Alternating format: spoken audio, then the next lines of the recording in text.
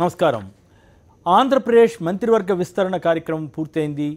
కిమిడి కళా వెంకట్రావు, నారా లోకేష్తో పాటు మిగతా మొత్తం 11 మంది కొత్త మంత్రులకు అవకాశం ఇచ్చారు. అయితే దీంట్లో కొంత సంతోషం, కొంత అసంతృప్తి రెండు మిళితమై టీడీపీలో కొంత అసంతృప్తి, కొంత సంతృప్తి. సహజంగానే మంత్రి పదవులు వచ్చిన వారికి సహజంగానే వారి అనుచరుల్లో ఆనందం ఉంటుంది. కానీ రాని వాళ్ళలోనూ, తీసివేసిన వాళ్ళలోనూ సహజంగానే తీవ్రమైనటువంటి వ్యతిరేకత ఉంది. అందులో చాలా తెలుగుదేశంలో తీవ్రంగా విమర్శలు చేస్తూ విపక్షం పైన సాగించిన బోండా ఉమామహేశ్వరరావు ఏకంగా ఈ ప్రభుత్వం ఈ తెలుగుదేశం పార్టీ కాపుల గొంతు కోసిందని వ్యాఖ్యానం చేసినట్లుగా మీడియాలో వార్తలు వస్తూ ఉన్నాయి, ఆయా టీవీల్లో స్క్రోలింగ్స్ వస్తూ ఉన్నాయి. ఆయన ప్రమాణ స్వీకారానికి కూడా వెళ్ళలేదట, బుజ్జగింపు చర్యలు కూడా జరుగుతున్నాయంటున్నారు. అలాగే బొజ్జల గోపాలకృష్ణారెడ్డి గారు అయితే ఏకంగా మంత్రి పదవికి పోయిన తర్వాత నాకు ఈ ఎమ్మెల్యే పదవి కూడా అక్కర్లేదు, కార్యకర్తగా కొనసాగుతానంటూ ఫార్మాట్లోనే రాజీనామా చేసి పంపించారు అని వార్తలు వస్తూ ఉన్నాయి. అలాగే ఇతరత్ర మంత్రి పదవులు ఆశించి భంగపడిన వాళ్ళంతా కూడా ఈ తీవ్రమైనటువంటి అసంతృప్తితో సహజంగానే ఉంటుంది. ఉదాహరణకి రామసుబ్బారెడ్డి గారిని మరి బుజ్జగించారని వార్తలు వచ్చినా ఇప్పటికి కూడా ఆయన అసంతృప్తితోటే ఉన్నారని అంటున్నారు. ఇవన్నీ ఈ పరిణామాల నేపథ్యంలో మరి ఈ ముస్లింలకి ఒక్కరికి కూడా మంత్రి పదవి ఇవ్వలేదని, గిరిజనులకు ఇవ్వలేదని, క్షత్రియులు లేని మంత్రివర్గం అంటూ ఎప్పుడూ ఆంధ్రప్రదేశ్లో లేదు, మొదటిసారిగా క్షత్రియులు లేని మంత్రివర్గాన్ని చూడాల్సి వస్తోందని ఆ క్షత్రియ సామాజిక వర్గం, అలాగే బ్రాహ్మణులకు అసలు ప్రాధాన్యత ఇవ్వకపోవడం ఏమిటని వారు ఆందోళన చెందుతూ, ఇవన్నీ కూడా రకరకాల కులాలు అంటే ఎక్కువ మంది అగ్ర కులాల వారికే, ఉదాహరణకి చంద్రబాబుతో సహా 6గురికి కమ్మ వర్గానికి, అలాగే 3 ఫిరాయింపు రెడ్డి ఎమ్మెల్యేలతో సహా మరో తెలుగుదేశం రెడ్డికి 4గురికి కలిపి 4 రెడ్లు, అలాగే కాపు సామాజిక వర్గం నుంచి 4గురికి ఇచ్చారు. అయితే బోండా ఉమా వీళ్ళందరికీ కూడా మరి మంత్రివర్గ విస్తరణలో మాకెందుకు అవకాశం రాలేదని వారు ప్రశ్నిస్తున్నారు. 2 ఎస్సీలని తొలగించి 2ని చేర్చుకున్నారు, జవహర్, ఆనందబాబు. అయితే కమ్మాసి నుంచి మాత్రం ఎవరిని తొలగించలేదు, కాపుల నుంచి ఎవరు తొలగించలేదు, కాకపోతే కొత్తగా తీసుకోలేదు. బీసీల నుంచి అలాగే కొందరిని తొలగించి కొందరిని కొత్తగా తీసుకున్నారు. ఉదాహరణకి కిమిడి కళా వెంకట్రావుని చేర్చుకున్నారు. వారి మరదలైనటువంటి మృణాళిని అక్కడ చీపురుపల్లి నుంచి తొలగించి, చీపురుపల్లి నుంచి ఎమ్మెల్యే అయ్యారు వారు, మంత్రి అక్కడ ఆ తర్వాత మంత్రి అయ్యారు. వారిని తొలగించి కళా వెంకట్రావు గారికి అవకాశం ఇచ్చారు. అలాగే పితాని సత్యనారాయణకి అవకాశం వచ్చింది, కాలువ శ్రీనివాసులు గారికి కొత్తగా అవకాశం వచ్చింది. 5గురు బీసీలు ఆయా ప్రాంతాల్లో ఉన్నారు. అయితే వీరంతా ఒకే సామాజిక వర్గం కాకపోయినా కొప్పుల వేలం నుంచి 2కి ఇచ్చారు. అలాగే తూర్పు కాపు నుంచి 1కి, సెట్టిపల్లి నుంచి 1కి, వడ్డెర కమ్యూనిటీ నుంచి బోయా కమ్యూనిటీ నుంచి కాలువ శ్రీనివాసులకు అవకాశం ఇచ్చారు. సో ఈ రకంగా జరిగినటువంటి మంత్రివర్గ విస్తరణలో అసంతృప్తులు, తృప్తి చెందినవారు. మొత్తం మీద ఈ విశ్లేషణ ఎలా ఉంటుంది, ఈ మంత్రివర్గ కూర్పు ఎలా ఉంది, అసంతృప్తులకు దూరంగా ఉందా లేక అసంతృప్తితో రగిలిపోయే పరిస్థితి వస్తుందా, భవిష్యత్తులో తెలుగుదేశంలో ఎలాంటి పరిణామాలు వచ్చే అవకాశం ఉన్నాయన్న దాని మీద చర్చలోకి వెళదాం. ఈ చర్చా కార్యక్రమంలో కటారి శ్రీనివాసరావు, ప్రముఖ విశ్లేషకులు, అలాగే శ్రీ రవిచంద్రారెడ్డి గారు, కాంగ్రెస్ పార్టీ ప్రధాన కార్యదర్శి, రఘునాథ్ బాబు గారు, భారతీయ జనతా పార్టీ నేత, శ్రీమతి వాసిరెడ్డి పద్మ గారు మరి కాసేపట్లో మనతో చర్చలో పాల్గొంటారు, వైఎస్ఆర్ కాంగ్రెస్ పార్టీ అధికార ప్రతినిధి. ముందుగా శ్రీనివాసరావు, ఈ మంత్రివర్గ విస్తరణలో 2 పాయింట్లు, ప్రధానంగా ఆయా సామాజిక వర్గాలకి లభించిన ప్రాధాన్యత, 2 గవర్నర్ గారు స్వయంగా ఈ ఫిరాయింపుదారులతో ప్రమాణ స్వీకారం చేయించడం ద్వారా ఇందాక ఒక కాలరు మాట్లాడుతూ మా వ్యాఖ్య చేశారు. ఇది అప్పట్లో చంద్రబాబు గారు చేసిన ఒక వ్యాఖ్య కూడా ఉంది. ఆ వ్యాఖ్యని ఒకసారి మనం వినే ప్రయత్నం చేద్దాం. ఈలోపు మా వాళ్ళు రెడీ చేసుకుంటారు. చంద్రబాబు గారు ఫిరాయింపుదారులకు సంబంధించి ఎలాంటి వ్యాఖ్య చేశారో కూడా గతంలో, అంటే తలసాని శ్రీనివాస్ యాదవ్కి ఇచ్చిన మంత్రి పదవి ఇచ్చినప్పుడు చాలా ఘోరం, అన్యాయం, ఇది అవమానం, గవర్నర్ గారు ఇట్లా చేస్తారా అని కూడా వారు వ్యాఖ్యానించారు. మరి ఇప్పుడు ఆయన ఏకంగా అదే గవర్నర్ చేత నలుగురిని ఫిరాయింపుదారుకి రైట్ ఒక్కసారి చర్చలో వెళ్ళడానికి ముందుగా చంద్రబాబు గారు తలసాని శ్రీనివాస్ యాదవ్కి మంత్రి పదవి ఇచ్చినప్పుడు ఏమన్నారు, కేసీఆర్ని ఉద్దేశించి, టీఆర్ఎస్ ప్రభుత్వాన్ని ఉద్దేశించి వారు ఏమన్నారో ఒకసారి చూద్దాం. ఎన్నికల కంటే ఒక్క రోజు ముందు తెలుగుదేశం ఎమ్మెల్యేని బలవంతంగా తీసుకుపోయి ఫామ్ హౌస్లో కేసీఆర్ ఇచ్చేసి, తర్వాత ఎన్ని ప్రలోభాలు పెట్టాలో అన్ని ప్రలోభాలు పెట్టి సెక్యూరిటీ ఫోర్స్తో ఇంటికి పంపించే పరిస్థితికి వచ్చారు. అదే మరి ఇప్పటికి కూడా తెలంగాణ గవర్నమెంట్లో తెలుగుదేశం పార్టీ ఎమ్మెల్యే ఇప్పటికి కూడా మంత్రిగా ఉన్నాడు. అంటే ఒక ఎమ్మెల్యే ఒక పార్టీలో గెలిచిన తర్వాత వేరే పార్టీలో మంత్రిగా చేరాలనుకున్నప్పుడు కనీసం రాజీనామా చేయాలి. అదే మాదిరిగా నైతికంగా అదే మాదిరిగా ఒక పద్ధతి ప్రకారం అయితే యాంటీ డిఫెక్షన్ స్పిరిట్తో అయితే ఎట్టి పరిస్థితుల్లో అతన్ని మంత్రిగా చేర్చుకోవడానికి వీల్లేదు. గవర్నర్ గారు కూడా ఏదైతే ఆయనకు కూడా చెప్పకుండా ఆయన్ని మభ్యపెట్టే విధంగా స్వేరింగ్ అని చెప్పించే పరిస్థితికి వచ్చింది. ఏ పార్టీలో గెలిచారు, ఏ పార్టీలో మంత్రిగా ఉన్నాడో సమాధానం చెప్పమని మిమ్మల్ని అడుగుతున్నాను. తమ్ముళ్ళు, మీరు ఒప్పుకుంటారా అని మిమ్మల్ని అడుగుతున్నా. ఇది న్యాయమా అని మిమ్మల్ని అడుగుతున్నా. తెలుగుదేశంలో గెలిచి కనీసం రాజీనామా చేసి మళ్లీ పోటీ చేయకుండా పెద్ద హీరో మారిగా మనమలు తిడుతూ ఈరోజు వేరే పార్టీలో మంత్రిగా ఉన్నాడంటే ఇది రాజ్యాంగ ఉల్లంఘన కాదా తమ్ముళ్ళు? మిమ్మల్ని ఆలోచించమంటున్నా. ఇది న్యాయమా అని మిమ్మల్ని అడుగుతున్నా. ప్రజలకు ఆమోదయోగ్యమా అని మిమ్మల్ని అడుగుతున్నా. రైట్. వారి ప్రశ్నలోనే చెప్పాలంటే తెలుగు తమ్ముళ్ళకి, అంటే తెలుగుదేశం తమ్ముళ్ళకి ఇది ఆమోదయోగ్యమా, రాజ్యాంగ ఉల్లంఘన చేయడం ధర్మమా అని గవర్నర్ గారు కూడా ప్రశ్నించారు. అయితే ఇందాక కాలర్ మాట్లాడుతూ ఇది మోసం అయితే ఆ మోసంలో గవర్నర్ కూడా మోసంలో భాగస్వామి అయినట్లు కాదా అని ఒక ఆయన ఎవరో ఆసక్తికరంగా ప్రశ్నించారు. మరి ఈ తెలుగుదేశం తమ్ముళ్ళు ఇప్పుడంతా నలుగురు ఫిరాయింపుదారులకు అవకాశం ఇవ్వటాన్ని సమర్థిస్తారా, వ్యతిరేకిస్తారా? అలాగే ఒక బ్రాహ్మణ్, అలాగే ఎస్టీ, ముస్లిం, అలాగే క్షత్రియ ఈ వర్గాలు ఎవరికి కూడా ప్రాధాన్యత లేకపోవటం లేదా ప్రాతినిధ్యం లేకపోవటం మీద కూడా ఆయా వర్గాలు అసంతృప్తితో ఉంటే కాపుల గొంతు కోశారని బోండా ఉమేశ్వరరావు తీవ్ర వ్యాఖ్య చేశారు. ఈ పరిణామాలపైన ముందుగా కటారి శ్రీనివాసరావు మాట్లాడతారు. ఒకటండి, మీరు అడిగిన రెండు ప్రశ్నల్లో ఇవాళ మనం చాలా సందర్భాలు వింటూ ఉంటాం. సామాజిక సమీకరణాలు, ఈ కూర్పులో చంద్రబాబు గారు దిట్ట ఎలా తీసుకురావాలనే దానిలో అని చెప్పి మాట్లాడతారు. అంటే ఇక్కడ నాకు అర్థం కాని విషయం ఏంటంటే సామాజిక సమీకరణాలు అంటే రెండు అగ్ర కులాలకు సంబంధించిన సమీకరణాలుగానే చూడాల్సి వస్తుంది తప్ప, సరే మీరు అన్నట్టు మళ్ళీ దీనిలో ఫిరాయింపులు కూడా వేరు, రెండు కులాలకు సంబంధించిన కూర్పు. అంటే ఇక్కడ కాపు ఇంకా బీసీలో చేర్చలేదు కాబట్టి వాళ్ళని కూడా లెక్కేసుకుంటే మీరు చెప్పిన దాని ప్రకారం దాదాపు 14-15 మంది వీళ్ళు అయ్యారు. 300 మంది, 10 మంది బీసీలు, ఇక దళితులు ఇద్దరికే దళితులకి ఇచ్చారు. ఇవాళ 80%, 70-80% బీసీలు, దళితులు, మైనారిటీలు ఉన్నారనుకుంటున్న, ఎస్సీలు, ఎస్టీలు అందరూ కలిపి ఉన్నారనుకున్న పరిస్థితుల్లో అది కేవలం 15%, ఒక 10 ఇచ్చి 16 సీట్లు వీళ్ళకిచ్చుకోవటంలో ఒక తీవ్రమైనటువంటి అభ్యంతరం అండి మొట్టమొదటిది. ఇక రెండవది అంటే ఇవాళ అగ్రకులాల్లో కూడా కనీసం మనం మాట్లాడుకుంటే క్షత్రియ కానీ లేకపోతే బ్రాహ్మణ కానీ చాలా రోజులు వాళ్ళు బీజేపీతో దగ్గరగా కూడా ఉన్నారు, తెలుగుదేశం మొదటి నుంచి కూడా బాగా గట్టిగా పనిచేసినటువంటి వాళ్ళు. ఎందుకు అంటే ఆయన ఈ మధ్యకాలంలో క్లియర్గా ఒకటి మనం గమనించాల్సిందంటే ఒక బ్యాలెన్స్, అన్ని రకాలుగా బ్యాలెన్స్ పోవటం అన్నది కనపడతాం. ఆయన ఏ రకంగా వచ్చిన నేపథ్యం ఇప్పుడు మీరు పార్టీ ఫిరాయింపుల గురించి మనం చూస్తాం. ఇంకా మనం వేరే ఇప్పుడు మీరు నేను మాట్లాడాల్సిందే లేదు, చంద్రబాబు గారు మాట్లాడిందే దానికి ఆన్సర్. మొత్తం ప్రజలు చూస్తూ ఉన్నారు చంద్రబాబు గారు ఏం మాట్లాడారు. ఇక్కడ తెలంగాణలో ఒక్క మంత్రి ఇచ్చినందుకు ఇక్కడ దుమ్మెత్తిపోశారు. మరి దాని 4 ఆకులు ఎక్కువ చదివానంటే 4 మంత్రులు ఇచ్చేటువంటి పరిస్థితి. గవర్నర్ గారు ఏ మొహం పెట్టుకొని అక్కడ కూర్చుంటారు, లేకపోతే ముఖ్యమంత్రిగా అయిన ఇక్కడ ఒక రకంగా తెలంగాణలో తెలుగుదేశం తరఫున పోరాడుతున్న ఒకళ్ళిద్దరు ఉన్నవాళ్ళు కూడా ఇక వాళ్ళు డిమోరలైజ్ అయిపోవటం కదా. ఇక్కడ ఒక ఇష్యూ మీద వాళ్ళు ఫైట్ చేస్తూ ఉన్నారు. వాళ్ళు ఏం చెప్పుకోవాలి రేపు పొద్దున, అదేంటే మేము 4 ఇచ్చే మమ్మల్ని ఏమంటాను అనే పరిస్థితి వస్తే అంటే రాజకీయాల్లో ఇంత పతనానికి దిగాల్సి. అలాగే తెలుగుదేశంలో కీలకమైంది అసలు నాకు కొంచెం బాధ కలిగించే అంశం కూడా నిజంగా తెలుగుదేశం మొదటి నుంచి సరే కులాలు ఏమైనా పక్కకు పెడితే దులిపాల్ల గారి కుటుంబం కానీ లేదా పయ్యావుల కేశవ్ కానీ ఎప్పటి నుంచో పార్టీకి అసోసియేట్ అయి పనిచేసిన వాళ్ళు నిజంగా ప్రతిపక్షం ఉన్నప్పుడు కూడా గట్టిగా ఫైట్ చేసి నిలబడ్డోళ్ళు అనేక సందర్భాల్లో మనం చూస్తాం. అలాగే ఇప్పుడు బొజ్జల గోపాలకృష్ణ గారు లాంటి వాళ్ళు పార్టీ పెట్టినప్పటి నుంచి డే 1 నుంచి చాలా కమిటెడ్గా పార్టీకి పనిచేసిన నాయకత్వం. ఇలాంటి వాళ్ళందరినీ పక్కకు పెట్టుకొని అంటే వయసు బొజ్జల గోపాలకృష్ణ గారికి పైన పడితే చంద్రబాబు గారికి వయసు భయపడదా? నాకు అర్థం కాని విషయం. అంటే బొజ్జల గోపాలకృష్ణ చెబుతున్నారు ఇప్పుడు అందుకే ఆయన రాజీనామా చేశారు. ఇప్పుడు మనం ఎమ్మెల్యే కూడా రాజీనామా చేస్తా ఉన్నారు. అంటే కొద్దిగా గొప్ప ఉన్నారు, కనీసం ఒకళ్ళిద్దరు సీనియర్స్ పనికొచ్చే వాళ్ళు ఉన్నారు అనుకున్న వాళ్ళని పక్కకు పెట్టేసేసి మీరు ఏ రక్తం నింపదలుచుకున్నారనేది నాకు అర్థం కావట్లేదు. ఇప్పుడు వైకాపా నుంచి వచ్చిన వాళ్ళల్లో ఇప్పుడు ఇక్కడ చెప్పింది నాకు ఇంకా అంటే ఒకటండి మనం గమనించాల్సింది, రాజీనామా చేయించి పోటీ చేస్తే గెలవరని కూడా నేను అనుకోవట్లేదు. వాళ్ళు ఉన్న ఎన్నికల్లో అంటే ప్రజలు కూడా ఎలా ఉన్నారంటే ఒక మాట, ఇంకో 2 ఏళ్ళు టర్మ్ ఉంది, మంత్రి ఎలాగ ముందే హామీ ఇస్తారు మంత్రికి చేస్తానని, మంత్రులు అవుతారు కదా అనుకొని మనకి నియోజకవర్గం జరుగుతాయి కదా ఓట్లు కూడా వేసే అవకాశం కూడా ఉంది.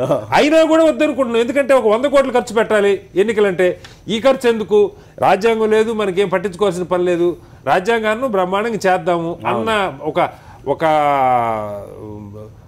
ఈ ఏమంటారు ఊహించినటువంటి ధైర్య సాహసాలు అనుకోవాలి తప్ప వేరే ఏం కాదు, లెక్కలేనితనం తప్ప. అరే ఇంత ఇక్కడ జరిగిన దాని మీద మనం మాట్లాడాం. ఎన్ని సందర్భాల్లో ఎన్ని ఛానల్స్లో అందరం మాట్లాడుకున్నాం, తిట్టుకున్నాం. ఇదేంటి కేసీఆర్ గారు ఇంత అధ్వానంగా చేస్తున్నారు అనుకున్నప్పుడు, తెలుగుదేశం పార్టీ నుంచి వచ్చిన వాళ్ళకి ఇచ్చారన్నప్పుడు చంద్రబాబు గారు సహా దాన్ని పదే దాన్ని విమర్శించినప్పుడు, ఇక్కడ టీడీపీ నాయకత్వంతో దాని మీద పోరాడుతున్నప్పుడు, ఇవాళ మళ్ళీ ఆంధ్రప్రదేశ్ దాన్ని చేయటానికి ఇప్పుడు మీరు ప్లే చేసింది ప్రజలకు తెలీదా? ప్రజలు చూడరా? అంటే ఇదే చంద్రబాబు గారు ఇక్కడ రాజ్యాంగ హననం అని చెప్పి మాట్లాడి అక్కడ 1కి 4 మంత్రులు చేసుకుంటా ఉంటే ఇది రాజ్యాంగ హననం కాదా? సమాజం అంటే మనం ఏమి సంకేతం ఇస్తున్నాం? ఒకటి. రెండవది, సరే కుటుంబానికి సంబంధించి కూడా లోకేష్ గారిని ఆయన దృష్టిలో ఇప్పటికే చాలా వెనకబడ్డామని ఒక ఆలోచన ఉంది. వెనకబడ్డారు అంటే ఇక్కడ ఆంధ్ర తెలంగాణ కంపారిజన్ వస్తుంది కదా. ఇక్కడ కేటీఆర్ దూసుకుపోతా ఉన్నాడు, అక్కడ అవకాశం లేకుండా పోయింది, వెనకబడిపోతున్నాం. ఆయనలో కూడా ఒక తొందరగా వచ్చేయాలి, ముందుకు వచ్చాను, ఇది కూడా ఊహించిన పని. రాజకీయంగా అంత అనుభవం ఉన్నటువంటి చంద్రబాబు గారు వాళ్ళ పార్టీ భవిష్యత్తు నాయకుడనే కదా ఆ ఉద్దేశం. భవిష్యత్తు నాయకుడిని పరోక్ష ఎన్నిక ద్వారా తెచ్చుకోవటం కూడా ఏమాత్రం సమంజసం కాదు. మీకు నచ్చలా? నాకు సమాజానికి నచ్చదు. ఇప్పుడు ఓటర్ తెలుగుదేశంకి పనిచేసే కార్యకర్తలు ఉన్నారు కదా కొంతమంది, వాళ్ళు అని అది ధీరత్వంగా తీసుకోరండి. ఒక లీడర్ ప్రత్యక్ష ఎన్నిక ద్వారా రావాలని కోరుకుంటారు. ప్రత్యక్ష ఎన్నిక రాకుండా పరోక్ష ఎన్నిక ద్వారా మళ్ళీ మంత్రి పదవి ఎలాగో ఎట్లా ఫీల్ అవుతారు మరి? ఆయన ఇన్నాళ్ళు వ్యతిరేకించారు, అది అన్నారు, ఇది అన్నారు, దరదరలాడిస్తున్నాడు గవర్నరు, ఒప్పుకోవట్లేదు చంద్రబాబు మాట అని అన్నారు కదా, ఇప్పుడు ఎట్లా ఒప్పుకుని ఉంటాడు? ఇప్పుడు ఇద్దరికి ఒక మంచి సయోధ్య మోడీ గారి కుదిరిచిపోయారు, దానిలో మనకి భిన్నాభిప్రాయం లేదు. ఇద్దరు ముఖ్యమంత్రులకి గవర్నర్ గారికి పూర్తిగా మనం బరంపురం అన్నట్టుగా అందరికీ ఒక చక్కటి సయోధ్యని ఆయన కుదిరిచిపోయారు. కేసులు లేవు, గొడవలు లేవు, ఏమి లేవు. ఇక ఓటుకు నోటు కేసు లేదు, లేకపోతే ఇక్కడ టెలిఫోన్ ట్యాంపరింగ్ కేసులు లేవు, వేరే ఏ కేసులు లేవు. అంతా ఊరికి అలా జనం కళ్ళ గంతలు కట్టేసేసి జరిగింది ఏదో జరిగిపోయింది, ఇక్కడ మీరుండండి, అక్కడ మీరుండండి, పైన మేము చూసుకుంటాం. గవర్నర్ గారిని కూడా ఇద్దరికి అనుకూలంగా కూర్చోబెట్టేసి అంటే అంటే ప్రజల కళ్ళ గంతలు కట్టేటువంటి ప్రయత్నం మాత్రం బలంగా జరుగుతుంది. రైట్. ఒకసారి సామాజిక వర్గాల సమీకరణ చూద్దాం. నిజానికి కులాల ప్రస్తావన తీసుకురావడం అంత మంచిది కాకపోయినా వాస్తవ పరిస్థితి, సమాజంలో ఉన్న పరిస్థితి, రాజకీయ వ్యవస్థలో ఉన్నటువంటి పరిస్థితి, దాని ప్రకారం చూస్తే ముఖ్యమంత్రి శ్రీ చంద్రబాబు నాయుడు గారితో సహా 6 కమ్మ నేతలు మంత్రులుగా ఉన్నారు. చంద్రబాబు గారు ముఖ్యమంత్రిగా ఉంటే వారి కుమారుడు లోకేష్, దేవినేని ఉమ, కామినేని శ్రీనివాస్ బీజేపీ, పత్తిపాటి పుల్లారావు, పరిటాల సునీత ఈ 6 కమ్మ సామాజిక వర్గానికి సంబంధించిన వారైతే, సోమిరెడ్డి చంద్రమోహన్ రెడ్డి, అలాగే ఆదినారాయణ రెడ్డి ఫిరాయింపుదారు, అమర్నాథ్, అలాగే భూమా అఖిలప్రియ ఫిరాయింపు ఎమ్మెల్యే. ఈ 3 ఫిరాయింపు రెడ్డి ఎమ్మెల్యేలకి ఒక అసలు ఒరిజినల్ తెలుగుదేశం రెడ్డి ఎమ్మెల్యేకి అవకాశం వచ్చింది. అంటే 10 మంది ఈ 2 సామాజిక వర్గాలకి అవకాశం వచ్చింది. ఇక కాపు సామాజిక వర్గం నుంచి బీజేపీ నుంచి Manikyalarao, Chinarajappa deputy chief minister, అలాగే పి నారాయణ మన నెల్లూరు జిల్లాకు సంబంధించిన వారు, గంటా శ్రీనివాసరావు, ఈ 4 కాపు సామాజిక వర్గం నుంచి. అంటే ఇప్పటికి కాపు సామాజిక వర్గం కూడా అగ్రవర్ణాల కింద లెక్కేసుకుంటే 6, 4, 10, 14 మంది ఈ 3 సామాజిక వర్గాలతోటే నిండింది. ఆ తర్వాత మరో 2 సిద్ధ రాఘవరావు వైశ్య, అలాగే సుజయ్ రంగారావు వెలమ, ఈ 2తో కలిపితే మొత్తం 25 మందిలో, అంటే ముఖ్యమంత్రి గారు పోను 25 మందిని తీసుకుంటే వీరిద్దరు కూడా తీసుకుంటే 16 మంది అగ్రవర్ణాలకు సంబంధించిన వారుగా కనిపిస్తారు. 5, 4, 9, 4, 13, 2, 15 మంది అగ్రవర్ణాలుగా కనిపిస్తారు. ఇక బీసీల్లో తూర్పు కాపు నుంచి కళా వెంకట్రావు, కొప్పుల వెలమ నుంచి అచ్చెన్నాయుడు, అలాగే అయ్యన్న పాత్రుడు, శెట్టిపల్లి నుంచి పితాని సత్యనారాయణ, బోయ కమ్యూనిటీ నుంచి కాలువ శ్రీనివాసులు, గౌడ లేదా శాస్త్రైన వర్గం నుంచి కేఈ కృష్ణమూర్తి, యాదవ వర్గం నుంచి యనమల రామకృష్ణుడు, అలాగే ఎస్సీల నుంచి జవహర్, ఆనందబాబులు కూడా మంత్రులయ్యారు. ఇది కూర్పు, మంత్రివర్గంలో ఉన్నటువంటి కూర్పు.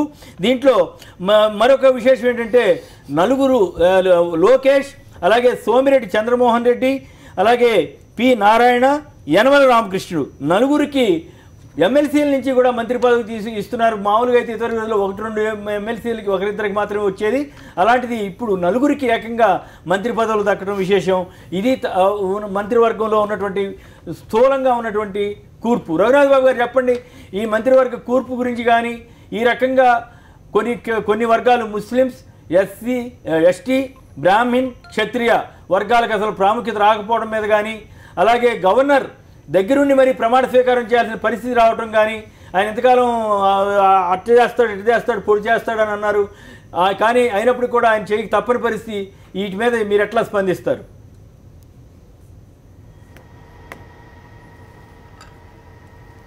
రఘునాథ్ బాబు గారు. ఇప్పుడు అన్ని వర్గాలకి ఇవ్వటం అంటే పెద్ద రాష్ట్రం, కంబైన్డ్ రాష్ట్రం అయితే ఎక్కువ మంత్రి పదవులు ఉంటాయి కాబట్టి ఒక్కొక్కళ్ళకి చిన్న చిన్న క్యాస్ట్లకి కూడా ఒక మంత్రి పదవి ఇచ్చే అవకాశం ఉంటుంది. కానీ చిన్న రాష్ట్రం అయిపోయినప్పుడు అందరినీ ఇవ్వాలంటే సాధ్యం కాదు. కాబట్టి అక్కడ ఉన్న అవసరాలను బట్టి అది ముఖ్యమంత్రి గారి ప్రిరాగరేటివ్. ఆయన ఎందుకంటే ఆయన జనరల్గా ఇలాంటి విషయాల్లో చాలామంది కన్నా జాగ్రత్తగా ఉంటారు. కాబట్టి ఆయన్ని మనం ఏదో చేయలేకపోయారంటే దేర్ మస్ట్ బి సమ్ గట్టి రీజన్ ఏదో ఉండాలి. అటు కాబట్టి దాని గురించి మనం పెద్దగా ఆలోచించాల్సిన అవసరం ఉంటుందని నేను అనుకున్నాను. లేకపోతే ఈ ఫిరాయింపుదారుల్ని ఎమ్మెల్యే మంత్రులుగా ఎలా చేర్చుకుంటారు, ఇది వాళ్ళ ప్రధానమైనటువంటి ప్రశ్న అంశం. ఇప్పుడు ఆ రోజున మరి గవర్నర్ గారు మరి ఆయనే ప్రమాణం చేస్తున్నారంటే టెక్నికల్గా లీగల్గా అది అభ్యంతరం లేదు, మోరల్గా ఉండొచ్చు. టెక్నికల్గా లీగల్గా లేదు కాబట్టి గవర్నర్ గారు ప్రమాణ స్వీకారం చేస్తున్నారు. ఆయన అన్ని లా తెలిసిన వ్యక్తే. లేకపోతే మోరల్గా వచ్చేటప్పటికి ఆ రోజున మరి తెలంగాణలో భయపెట్టి ప్రలోభ పెట్టి తీసుకెళ్ళి ఉంటారు. ఇందాక చంద్రబాబు నాయుడు గారు చెబుతున్నారు. ఇక్కడ కొంత స్వచ్ఛందంగా కూడా వచ్చి ఉండొచ్చు, అక్కడ ఎమ్మెల్యేకో ఇంకోటి. కాబట్టి తెలంగాణలో వెళ్ళినటువంటి పరిస్థితి ఇక్కడ పరిస్థితి వేరుండొచ్చు. రఘునాథ్ బాబు గారు ఒక మాట అండి, వారు చిన్న చిన్న కులాల కన్నా తీవ్రంగా అభ్యంతరం వ్యక్తం చేస్తా ఉన్నాను. చిన్న చిన్న కులాలు కాదు, ఇక్కడ చిన్న చిన్న కులం అంటే వారి భాష ఏంటో నాకు అర్థం కాల.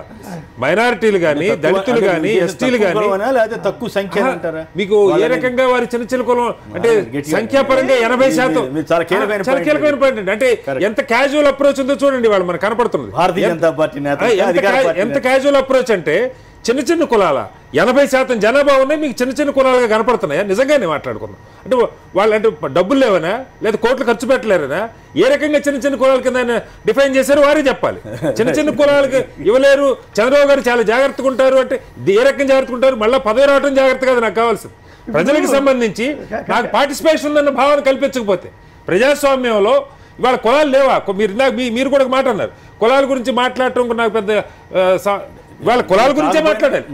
ఇవాళ జరుగుతున్న రాజకీయం కులాల చుట్టూ చెప్తూ మహామహా నాయకులు అనుకున్న వాళ్ళంతా అమిత్ షా దగ్గర నుంచి కూర్చొని సామాజిక సమీకరణాలు గొప్పగా కూర్చారంటే కులాలు కూడా కదా మీరు మాట్లాడుతాం. కులాల గురించి మాట్లాడుతూ కులాలు లేవని చెప్పటం, కులాలను పట్టించుకోవట్లేదు మీరు కానీ కులాలను పట్టించుకోవట్లేదని చెప్పటం, ప్రాధాన్యత లేదు. చిన్న చిన్న కులాలు 70-80% ఉన్న బీసీలు, దళితులు, మైనార్టీలు వారికి చిన్న కులాలు కనపడితే అది నాకు అభ్యంతరం లేదు. సమాజం చూసుకుంటే తర్వాత ఏం చేయాలి? చంద్రబాబు గారు క్యాలిక్యులేటెడ్గా ఉంటారంటే ఆయన మళ్ళీ 2019కి ముఖ్యమంత్రి కావడానికి క్యాలిక్యులేట్గా ఉంటారు అంతే తప్ప వీళ్ళ గురించి క్యాలిక్యులేట్ ఉంటే ఈ రకం ఉండదు మంత్రివర్గ కూర్పు. అంటే ఈ కులాలని పట్టించుకుంటే ఓట్లు రావనే ఉన్న అనుమానం. ఇప్పుడు ఉదాహరణకు మైనార్టీలు ఉన్నారు, ఎందుకంటే బీజేపీతో కలిసి పనిచేయదలుచుకున్నారు. మైనార్టీలు ఎలాగో 19కి ఒక నిర్ణయానికి వచ్చారో నాకు తెలియదు, లేకపోతే ఇవ్వకుండా ఉండే సమస్య లేదు. బ్రాహ్మణులు వీళ్ళంతా వేశారు కదా, క్షత్రియ వేశారు కదా. ఇందాక చెప్పే కదా, ఇది కేవలం 2-3 అగ్ర కులాల చుట్టూ ఒక దీనిగా నడుపుతా ఉన్నారు తప్ప, ఎందుకంటే మంత్రి పదవులు మీరు 16 మంది ఇంక్లూడింగ్ ముఖ్యమంత్రి, 16 మంది అగ్ర కులాలు, 10 మంది ఈ 80% ఉన్న జనాలకు సంబంధించి. అంటే దీన్ని ఇప్పుడు రాజకీయంలో డబ్బు ప్రభావం లేకపోతే ఒక వ్యక్తి ప్రభావం కొన్నాళ్ళు నడవచ్చు, పరిస్థితులు మారే కొద్దీ దీని మీద తీవ్రంగా వ్యతిరేకత వస్తుంది. అలాగే ఇందాక ఆయన చెప్పారు టెక్నికల్గా కరెక్ట్, మోరల్గా పెద్దగా ఏముందిలే, పట్టించుకోవాల్సింది ఏముందిలే అంటే ఏం మాట్లాడుతున్నాం మనం? బీజేపీ మీరు అదే చెప్తున్నారు దేశం అంతా, మీరు నీతివంతమైన రాజకీయాలు లేకపోతే మరొకటి ఇవన్నీ మీరు మాట్లాడుతూ మీ మిత్రపక్షంగా ఉన్న పార్టీ గవర్నర్ సమక్షంలో ఇంత రాజ్యాంగ హన్నం కాదా? ఇదేం బలవంతంగా చేరలేదు, స్వచ్ఛందంగా ఇక్కడే స్వచ్ఛందంగా ఇక్కడేమో డబ్బులు. రఘునాథ్ బాబు గారు మిగతా కులాలన్నింటినీ అవమానపరిచే విధంగా దారుణంగా మీరు చిన్న కులాలని చెప్పి అవమానకరంగా మాట్లాడటం ఏమిటి? ఇదేనా బీజేపీ టీడీపీ వైఖరిని ప్రశ్నిస్తున్నారు కటారి గారు. ఎట్లా మీరు ఇట్లా అవమానం చేయడం మర్యాద కాదు కదా రఘునాథ్ బాబు గారు. హలో రైట్ ఏదో ప్రాబ్లం శ్రీనివాసరావు గారు ఇప్పుడు చిన్న కులాలంటే చాలా చెప్తాను ఒకటి. ఇప్పుడు రజక, లేకపోతే వడ్ర, లేకపోతే నాయి బ్రాహ్మణ, ఇప్పుడు ఉదాహరణ కోసం చెబుతున్నా. ఇలాంటి కమ్యూనిటీస్కి కంబైన్డ్ స్టేట్లోనే ఇది 42 పార్లమెంట్లు ఉన్న చోటే ఏమి చేయలేకపోయాం, ఏది అప్పుడు కాంగ్రెస్ వాళ్ళు కూడా. కాబట్టి చిన్న కులాలంటే నా ఉద్దేశం అలాంటిది ఒక ఎస్సీల్లోనే 90 ఉంటాయి, బీసీల్లో ఉన్నాయి. ఈ అన్నిటికీ చేయలేము, చేయలేరు ఎవరైనా. ఇప్పుడు అందుకే రేపు అసెంబ్లీ అప్పుడు రఘునాథ్ బాబు గారు 6 కమ్మవారికి 4 రెడ్డి వారికి 4 కాపులకి చేయగలుగుతారా? అది పెద్ద కులాలు అవి రాజకీయ అవసరాలు చెప్పండి. ఇప్పటికీ అవి ఆ మాట చెప్పండి. రాజకీయ అవసరాలు, మా రాజకీయ అవసరాలు మాకు ముఖ్యం, ఇక్కడ సమాజంలో ప్రాతినిధ్యం మాకు ముఖ్యం కాదు అని చెప్పండి. కమ్మ రెడ్డిలు మాకు రాలేదని రగిలిపోతున్నారు. వాళ్ళే రగిలిపోతారు, మిగతా వాళ్ళు రగిలిపోరా? ఓకే, పద్మ గారు చెప్పండి. చిన్న కిలాల గొడవ ఆయన కొత్తగా సమస్య తెచ్చిపెట్టాడు. ఓవరాల్గా ఈ కూర్పు వ్యవహారం చంద్రబాబు గారు ఇప్పుడే మీరు రాకటానికి ముందు చంద్రబాబు గారు అప్పుడు చేసిన వ్యాఖ్యలు కూడా వేయడం జరిగింది. మీరు ఎట్లా రియాక్ట్ అవుతారు? ఇవాళ క్యాబినెట్ చూసుకుంటే ఎన్టీ రామారావు గారి భాషలో చెప్పాలంటే నీచ నికృష్ట మంత్రివర్గ విస్తరణ. మీరు మరీ ఘోరంగా దిగుతున్నారా? ఎందుకంటే అర్థం ఉందండి ఆ మాట అనడానికి. అంత ఘోరంగానా? ఎందుకు వాళ్ళు చేసిన ప్రమాణం ఒకసారి మీరు ఇవాళ అంతట్లో ఒకసారి వేయండి సార్. వాళ్ళు ఏం ప్రమాణం చేశారు? రాజ్యాంగం మీద గౌరవంతో రాజ్యాంగం దానికి సంబంధించినటువంటి ఒక బైండ్ అయి ఉంటామని చెప్పి చేసినటువంటి ప్రమాణం. నువ్వు గెలిచినటువంటి బీఫామ్ ఇచ్చినటువంటి పార్టీకే నీకు విధేయత లేదు, రాజ్యాంగానికి విధేయత చూపించే పెద్ద మనుషుల వీళ్ళు. ప్రజల తీర్పుకి విధేయత చూపించినటువంటి వాళ్ళు, బీఫామ్ ఇచ్చినటువంటి పార్టీకి విధేయత చూపించినటువంటి వాళ్ళు, ఏ నైతిక సూత్రానికి విధేయత వహించినటువంటి వాళ్ళు, వీళ్ళు రాజ్యాంగానికి కట్టుబడి ఉంటాము అని ప్రమాణ స్వీకారం చేస్తారా ఇవాళ? అసలు ఇది ఏ నీతి? ఇవాళ ఒక నికృష్టమైనటువంటి రాజకీయాలకు తెరతీశారు చంద్రబాబు నాయుడు గారు. ఒకళ్ళు కాదు, ఇద్దరు కాదు, దాదాపు 5గురికి ఈ రోజున ఫిరాయింపుదారులకి ఇచ్చారు. ఫిరాయింపుదారులన్నీ ఒకటే కాదు, అసలు సామాజిక వర్గాల కూర్పు. అదేవిధంగా ఎవరిని మీరు తీశారు, ఎవరిని తీసుకున్నారు, ఇవన్నీ చూసినప్పుడు ఏ రకంగా చూసినా కూడా ఇవాళ మంత్రివర్గం ఇప్పటిదాకా కొనసాగినటువంటి కొన్ని వాల్యూస్ని పాటించాం మనం. ఏ ప్రభుత్వం అయినా కానీ కొన్ని సామాజిక కూర్పులో కావచ్చు, ఎవరికి ఇచ్చాము ఎవరిని తీసామనేటటువంటి విషయంలో కొన్ని విలువలను పాటించాం. ఏ విలువలు లేనటువంటి అన్నిటికీ పాతరేసినటువంటి మొట్టమొదటి క్యాబినెట్ ఎక్స్పాన్షన్ ఇది. ఇవాళ చూస్తే సరే రాజ్యాంగానికి కట్టుబడి ఉంటామని వాళ్ళు సిగ్గు లేకుండా చేశారు. చేయించినటువంటి పెద్ద మనిషి ఎవరండి? గవర్నరు, రాజ్యాంగబద్ధమైనటువంటి పదవిలో ఉన్నటువంటి ఒక పెద్ద మనిషి. రాజ్యాంగాన్ని ఆయన చూస్తేనే రాజ్యాంగం గుర్తు రావాలి ప్రజలకి. అట్లాంటి పదవిలో ఉన్నటువంటి పెద్ద మనిషి ఈ రోజున ఒక 5గురితో ప్రమాణ స్వీకారం చేయించాడంటే, అంతకుముందు తెలంగాణల విషయంలో మీరు చంద్రబాబు నాయుడు గారు ఏం మాట్లాడారనేటటువంటిది ఇప్పుడు ప్లే చేశారు. నిజానికి ఇవాళ చేయించింది, అదేవిధంగా దాని సూత్రధారి అయినటువంటి ముఖ్యమంత్రి, అదేవిధంగా చేసినటువంటి మంత్రులు. రాజ్యాంగం అనేటటువంటి దాన్ని చింపి ఈ రోజున తగలబెట్టినటువంటి ప్రమాణ స్వీకారం విజయవాడలో జరిగింది. ఏ సూత్రాలను మీరు ఈరోజు గౌరవిస్తున్నారనేటటువంటిది ఇవాళ ప్రజల ముఖాన ఏ రకంగా ఇది ఒక అవమానకరమైనటువంటి విషయం కాదా? పెద్ద మనిషి, రాజ్యాంగబద్ధమైనటువంటి హోదాలో ఉన్నటువంటి ఒక గవర్నర్ ఈ రకంగా పోనీ ఒకటి తెలంగాణలో ఒకటి చేస్తేనే దాని మీద కోర్టులో కేసు వేశారు తెలంగాణ టీడీపీ వాళ్ళు. అదేమి వివాదాస్పదమైనటువంటి విషయం కాదు. పోనీ ఇక్కడేం వివాదం కాలేదు, నన్ను ఎవరు వేలెత్తి చూపలేదు కనుక నేను మళ్ళీ చేశాను అని గవర్నర్ చెప్పడానికి లేదు. తెలంగాణలో అది ఒక పెద్ద ఇష్యూ అయింది. ఇవాళ కోర్టు గడప తొక్కారు తెలంగాణ టీడీపీ నాయకులు. మా పార్టీకి సంబంధించినటువంటి వాళ్ళని టీఆర్ఎస్ వాళ్ళు తీసుకుని మంత్రి పదవి ఇచ్చారు, ఒక తలసానికి సంబంధించినటువంటి. అది కూడా తలసాని నేను రాజీనామా చేశాను. ఇవాళ ఇతర పార్టీల్లోంచి తీసుకెళ్ళినప్పుడు రాజీనామా చేయించాలనేటటువంటి జ్ఞానం ముఖ్యమంత్రికి లేదు. నేను గెలిచినటువంటి డ్రామా అన్నాడు, నేను రాజీనామా చేయించాను, తలసాని ఇక్కడ తర్వాత ఆమోదించినా ఉంది, ఇబ్బంది కూడా లేదు, సిగ్గు లేదు కదా. ఏ సిగ్గు లేదు అనుకున్న వాళ్ళకి మీరు వాడుకోండి ఆ పదాలు కానీ, బట్ ఫ్యాక్ట్ అయితే అది అంతే కదా. ఇప్పుడు రాజీనామా చేసి మీరు మంత్రులే అవుతారో లేకపోతే అంతకంటే ముఖ్యమంత్రులే అవుతారో. నీచం నికృష్టం అంటే కొంచెం వినడానికి కాస్త బాగోలేదు. ఎన్టీ రామారావు గారి మాటలే నేను మాట్లాడాను సార్.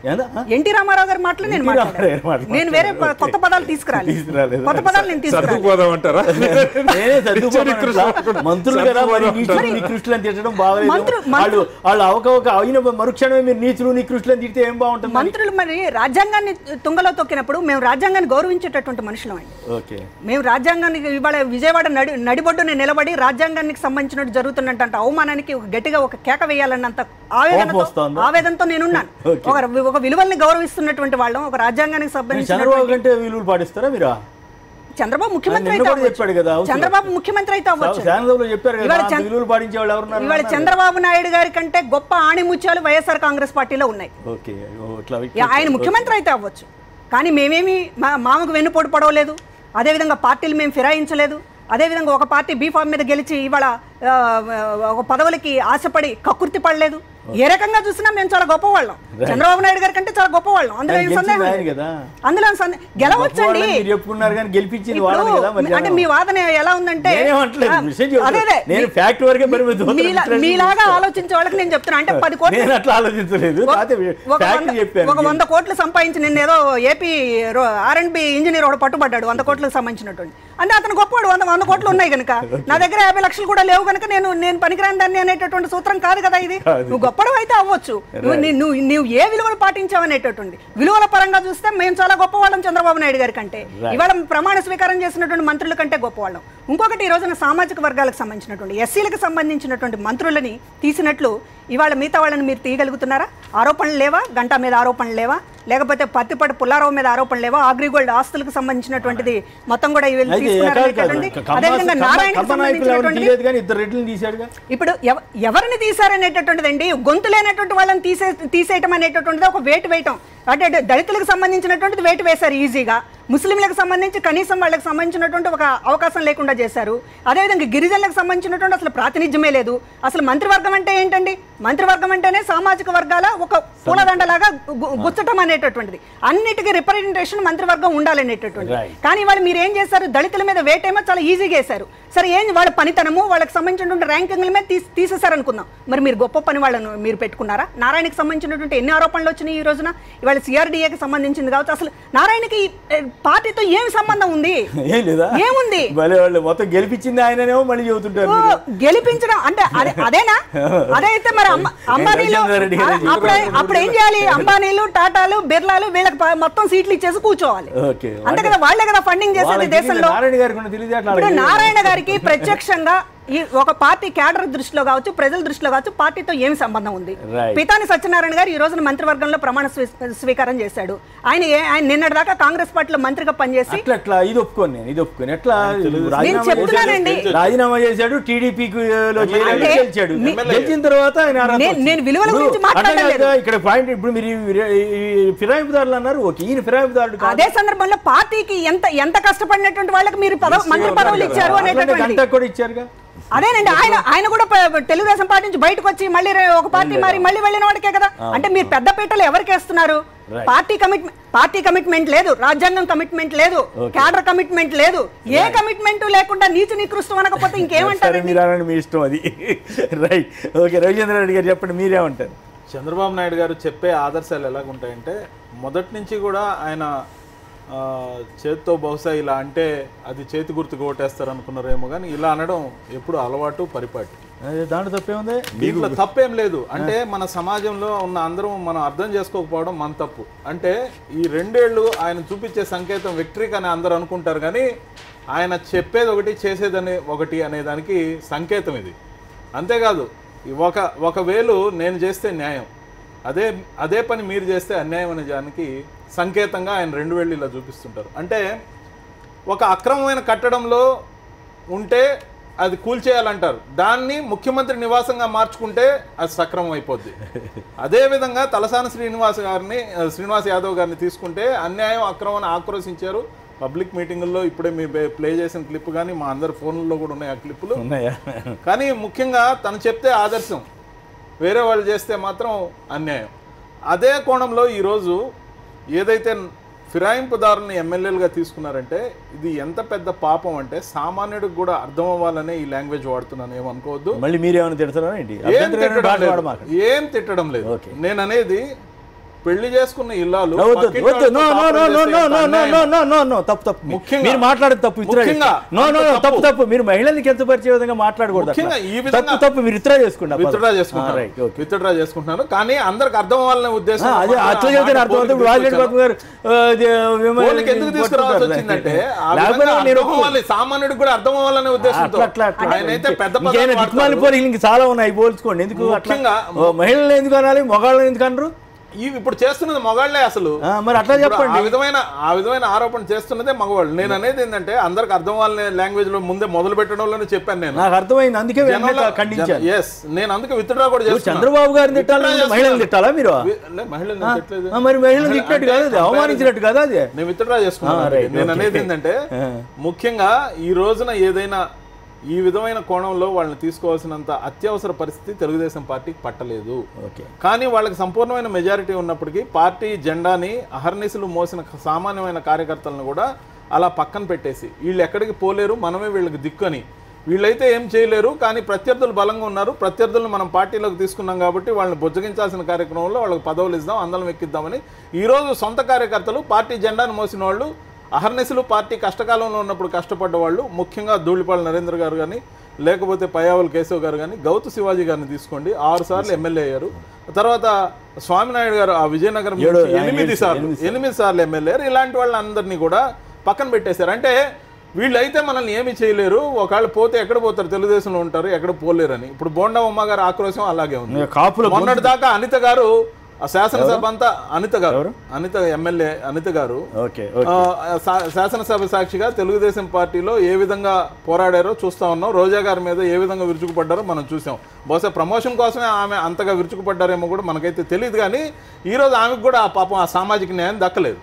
కానీ అనేక రకాల కోణంలో మంత్రివర్గం అనేది ఏదైతే ఉందో ఈ రోజు సమన్యాయానికి ప్రతీక మాత్రం కాదు, ముఖ్యంగా మైనారిటీలని పూర్తిగా తెలుగుదేశం పార్టీ వెలివేసిందేమో అనేది కాంగ్రెస్ పార్టీ అనుమానం. రైట్, ఒక్క నిమిషం. మన శ్రీరాములు నాయుడు గారు తెలుగుదేశం పార్టీ నేత వారు లైన్లో ఉన్నారు. శ్రీరాములు నాయుడు గారు చెప్పండి, ఎలా ఉంది? మరి వాసిరెడ్డి పద్మ గారు అయితే నీచ నికృష్టంగా ఉందని అంటున్నారు.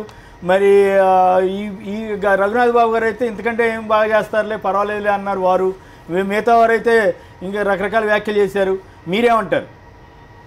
ఇప్పుడు నీతి నికృష్టం అంటే అది మంత్రివర్గ కేబినెట్ విస్తరణ ప్రమాణ స్వీకారము. దాన్ని వాళ్ళు ఆ విధంగా పోల్చుకుంటే ఇంకేం చేయలేము. కాంగ్రెస్ వాళ్ళు గతంలో వాళ్ళు ఇంకా అన్ని చేసేసి అన్ని అయిపోయి ఇంకా వాళ్ళు నిరాశ నిస్పృహతోటి మాట్లాడుతూ ఉన్నారు.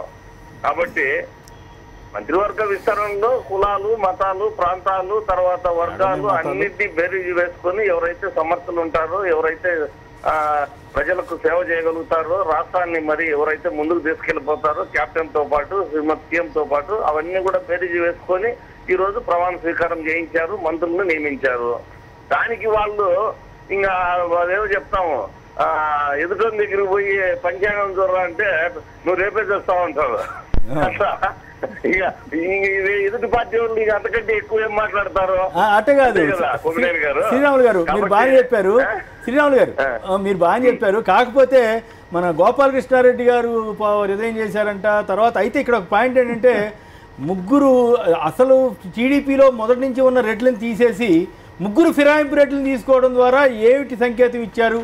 ముగ్గురు ఫిరాయింపుదారులు మొత్తం నలుగురులో ముగ్గురు రెడ్డి ఫిరాయింపుదారులే ఎందుకు ఎంపిక చేసుకున్నారు? ఇది రెడ్లను అవమానించినట్లా, గౌరవించినట్లా అని కొందరు ప్రశ్నిస్తున్నారు. పెరిగింది తెలుగుదేశంలో, ఎవరు మనుగడ సాగించింది తెలుగుదేశంలో. భూమా నాగిరెడ్డి కుటుంబము రాష్ట్రమంతా తెలుసు. అమర్నాథ్ రెడ్డి వాళ్ళ నాన్న గాని వాళ్ళ కుటుంబం తెలుగుదేశంతోనే పైకి వచ్చారు, తెలుగుదేశంలోనే పుట్టారు, తెలుగుదేశం రక్తం వాళ్ళదే. తర్వాత ఏ పార్టీకి వెళ్ళినా పర్వాలేదా? ఓకే. సోమిరెడ్డి చంద్రమోహన్ రెడ్డి, సోమిరెడ్డిని ఎవరన్నారు అనలేదు, మీరు అట్లా అనద్దు. సోమిరెడ్డి గారిని ఎవరు అనలేదు. ఆయన కూడా మధ్యలో కొంతకాలం వేరే ఉండొచ్చు, వేరే విషయం. వాళ్ళతోనే మొదటిది కాదు, వాళ్ళతోనే చివరిది కాదు. ఆదినారాయణ రెడ్డి వల్ల ఆ రోజు వాళ్ళ పార్టీలు మారారు. మళ్ళీ తెలుసుకొని మళ్ళీ అదే గూటికి అదే నాయకత్వం కిందకి మా నాయకుడు సమర్థుడు, మా నాయకుడు మంచివాడు, మా నాయకుడు ఆదరిస్తాడు, అని ఏదో కొన్ని పొరపాట్లు చేశామని చెప్పి వాళ్ళు సొంత ఇంటికి వచ్చాం, సొంత గూటికి వచ్చామని వాళ్ళే చెప్పారు ఆ రోజు. కాబట్టి ఇంకా వైసీపీ రక్తమా లేదంటే రెడ్లు రక్తమా అదంతా ఏముంది?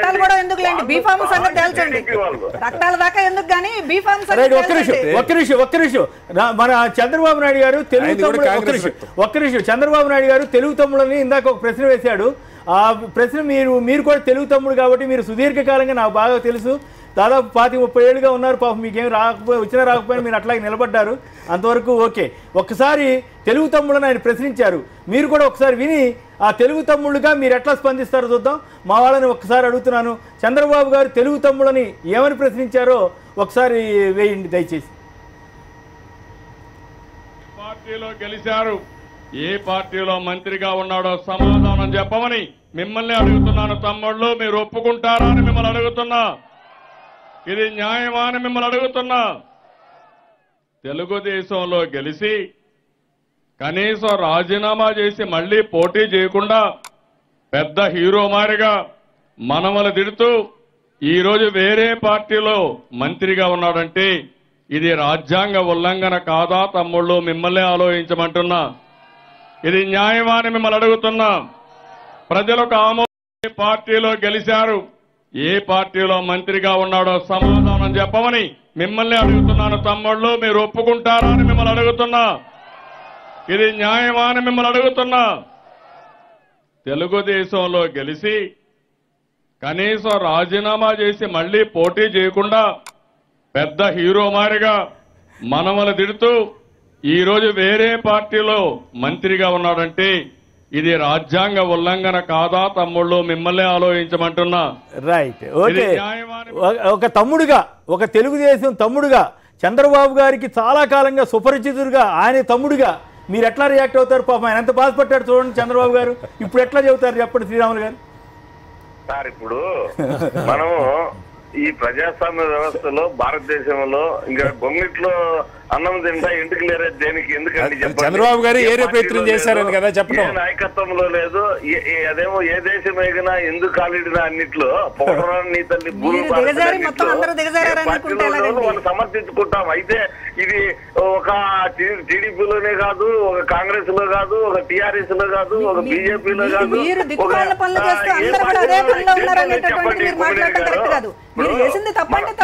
సరే ఆ పార్టీ అధినేతగా వారు బాధ వ్యక్తం చేస్తారు, ఆ సందర్భంలో మాట్లాడాలా, ఆ విధంగా మాట్లాడింటారు.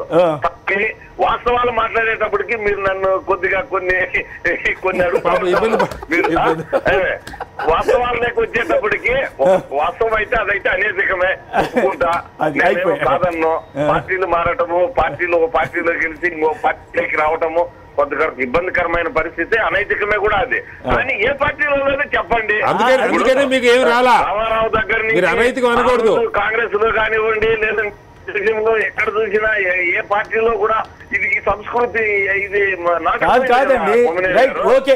శ్రీరాములు గారు మీరు చెప్పారు, మీరు చాలా వరకు కాస్త నిజాయితీగా మాట్లాడారు, మిమ్మల్ని అభినందించాలి అంతవరకు.